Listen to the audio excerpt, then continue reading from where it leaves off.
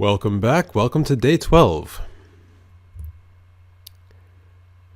Tip 1. Keep it easy. Now, imagine if you moved to China tomorrow, and let's assume you don't speak Chinese. Okay. And every day you watched 8 hours of Chinese television, and every day you heard people speaking Chinese all around you. How fast would your Chinese improve? Well, it wouldn't. It's because it's too difficult. For a beginner in Chinese, television and conversation is just noise. But think about how children learn in a similar situation. Their parents make it easy for them. They start with one word at a time. Mom, dad, ball. And then they give them simple sentences. So they progress step by step from easier to more difficult. But you may ask, how can you learn if it's easy? Well, remember Stephen Krashen's theory of comprehensible input? If you don't recall, that means listening that you can understand, not perfectly, but you understand the message. And he says this is the only way that we learn language. The basic idea is +1. Start with what you already understand, and you build slowly, listening to more and more challenging material. Here's an example. Imagine you're watching TV and you hear this sentence. Please hand me the blank. You understand everything except the last word. But because you see one character give the other character the salt, you learn a new word, salt. That's how +1 works. How much should you understand? Well, the language researcher Paul Nation says it should be 95%. But I like to make things simpler. So here's my rule. If you understand the story, that's good enough. Now maybe that will be 90% or 80% or even lower.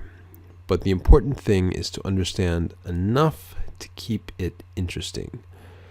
Because if you don't understand what's going on, your mind will go somewhere else. Eventually you'll get bored and you'll quit.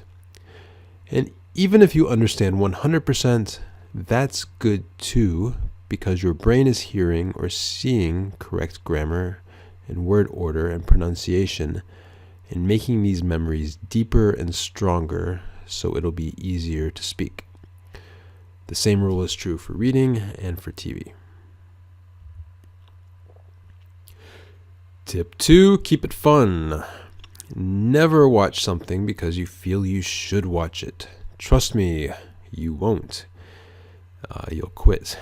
It's much better to watch something you love, because then you're guaranteed to actually watch it. Tip 3, no dictionary. This is supposed to be fun, remember? And for most people, the dictionary means work. But I don't mean absolutely never. If there's a word you keep seeing and you really can't figure it out from the context, then okay, look it up in the dictionary. But for most words, if you don't know them, that's okay. Stop worrying because you don't understand every word. That's fine. Remember, there will not be a test and you're not trying to be perfect. If a word is important, you'll see it again and again, and eventually from the context, you'll get a feeling for the word, which is how native speakers learn. Tip 3, This was tip 3. Let's call this tip 4. Find real English. Okay, just like some foods are natural, like fruits and vegetables, and some foods are not natural, like cakes and chips, well, some English is natural and some is not. The BBC, Friends, a podcast about investing. These are all examples of real natural English. And my definition is made by native speakers for native speakers. But a textbook or a video about phrasal verbs, this is not natural English. And just as the natural foods are healthier than the unnatural foods, so it is with English. The natural English is much better for your English. And one reason natural English is better is because you're hearing how native speakers actually talk. But the main reason is, well, it's just more interesting. Wouldn't you rather watch Friends than a video about phrasal verbs? And if it's interesting, you'll pay attention and you want to read or watch it more often. And more is better. Whoop, that's all.